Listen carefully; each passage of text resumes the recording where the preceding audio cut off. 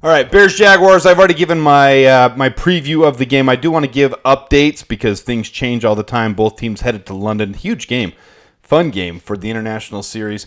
And the big news this morning: the Jaguars are delayed on their flight. This didn't make sense to me. I mentioned it in my preview video.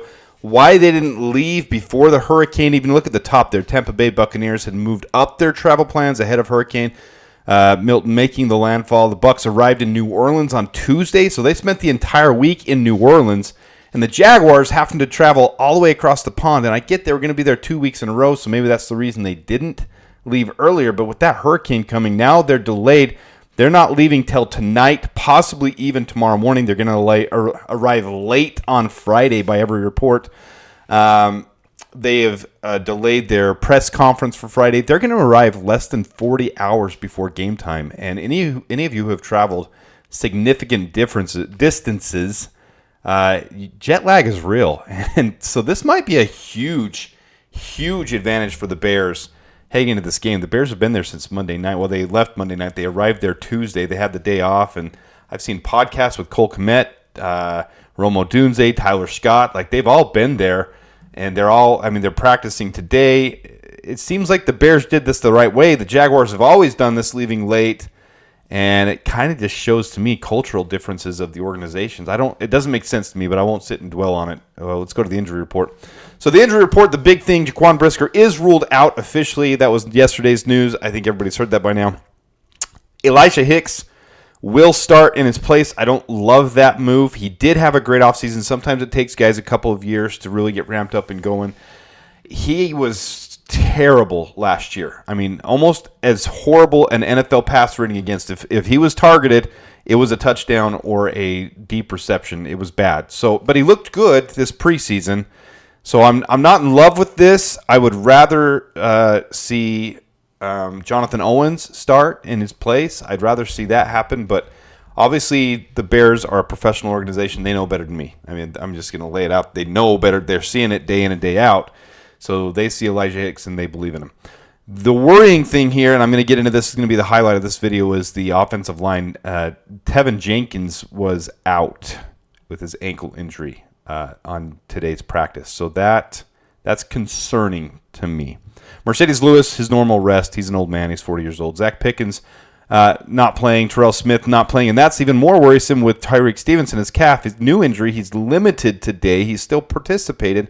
So he really needs to go because Terrell Lewis not being there, not able to go at all, really worries me with Tyreek Stevenson because that's only the real viable option at cornerback to be able to replace either Jalen Johnson or Tyreek Stevenson as far as high-quality starter caliber.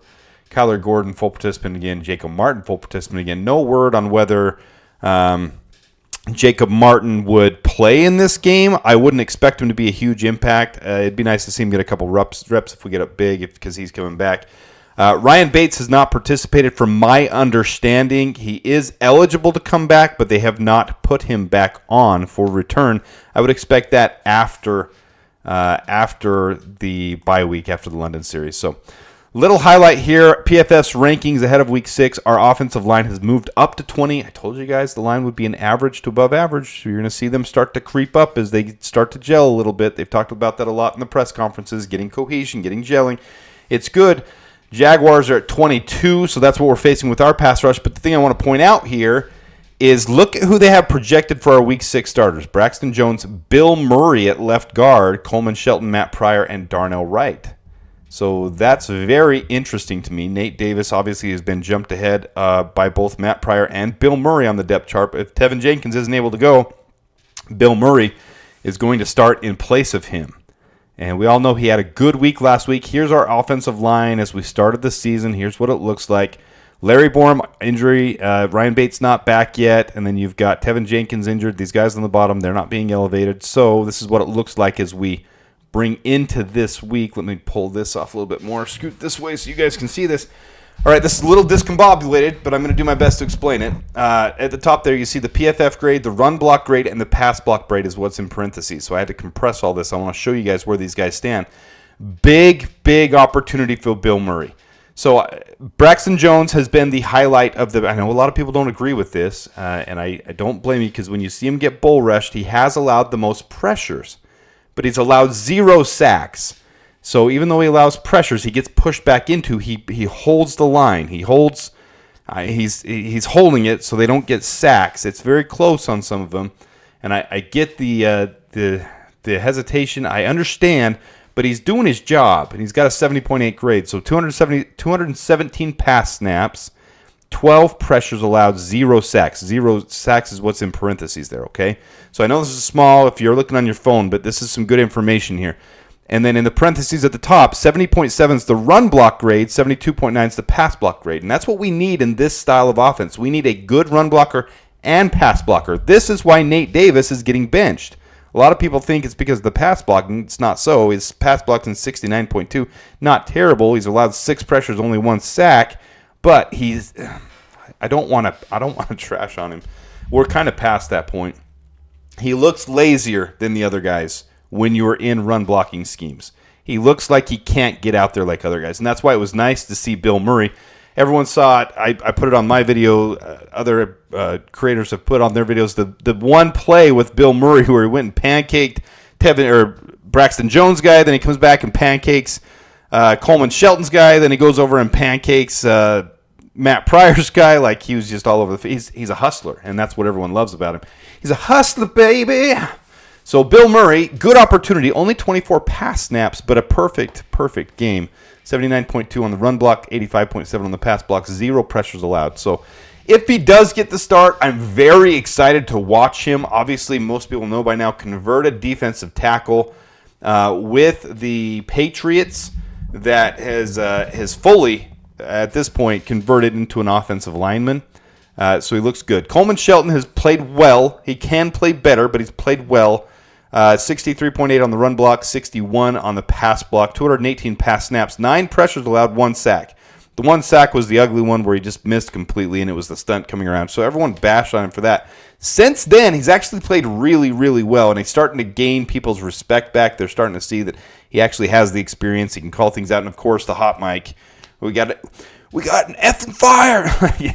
So he pointing out he's a professional and he's experienced. So Coleman Shelton is the only option we should have. Even people talking about Ryan Bates coming back and starting ahead of him, that's rubbish to me. Like, you don't do that, number one, with a rookie quarterback in the beginning of his year when he's built this cohesion with Coleman Shelton, and 2, with Coleman Shelton's experience actually playing center, not Ryan Bates' hypothetical experience.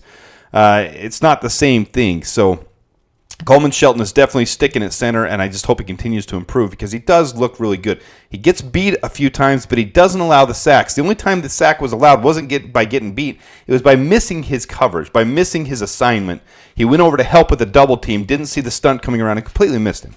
So that was the sack he allowed. Other than that, he played really well. Very similar to Braxton Jones. Gets beat on the bull rush a couple times, but really holds his ground enough to allow the quarterback to get the ball off.